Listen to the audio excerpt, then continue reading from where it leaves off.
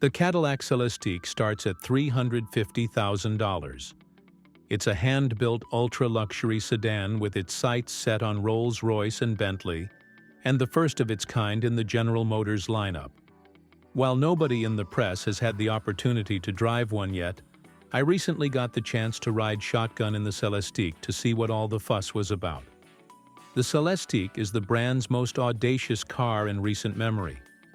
Not only does it stand alone in the automaker's lineup price-wise, but it's only the second high-end electric luxury car after the Rolls-Royce Spectre. The Cadillac is also completely bespoke, and the only EV in GM's current lineup to get a unique battery module design, which enables a thinner floor. That long, thin battery is possible because the Celestiq is a huge car. Its scale and proportions aren't immediately obvious in photos, but standing alongside it, I'm in awe of its size. I'm a few inches shy of 6 feet, and the 23-inch wheels are nearly up to my waist. At the same time, the roof of the car sits extremely low, well below my shoulders. Pressing a button on the car's B-pillar swings open the passenger door, and it latches shut with a soft close. I wasn't driven long enough to get a great judgment on how comfortable the seats were, but they certainly weren't uncomfortable. But the most striking thing about sitting reclined in the Celestiq was how roomy and quiet it was.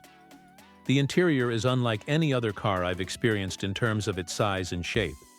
It's extremely wide and long inside, yet the low roof and sleek window openings make it quite cozy. The flat floor also gives a concept car vibe to the whole experience. My Celestiq had about as basic an interior as any prospective owner might spec. Black on black with some doubtlessly real walnut trim. But it still felt special. You could even see all the way back into the carefully upholstered trunk, adding to that sensation of spaciousness. The burnt orange exterior was one of the better colors I've seen on this car, which was still a development mule. Behind the wheel was a GM software integration engineer. I asked him what didn't work on this particular vehicle, and he said it was pretty much ready to go. On my side of the center tunnel was some electronic diagnostics equipment, but besides that, the vehicle seemed complete. Browsing through menus as fast as I could, there weren't any features I tried that didn't function, including the variable tint roof. With a single press, all the panels either go dark, remain clear, or can be adjusted individually to one of 4 levels. There was also an automatic setting. In terms of the ride quality, it takes the smooth, serene qualities of the Lyriq to another level. The Celestiq didn't really hit bumps. Instead, it felt like it simply rose over them. Every time I spotted an imperfection on the tarmac, the Celestiq handled it better than I expected. The combination of air springs and GM's latest magnetic ride control dampers in a vehicle with such a long wheelbase was incredible. But the cherry on top was all the minute details. Switching on the heated seats also made the armrests balmy. Not a new technology, but still great to have. All 4 passengers get a vent between the headrest and the seat, which blows hot or cold air on your neck.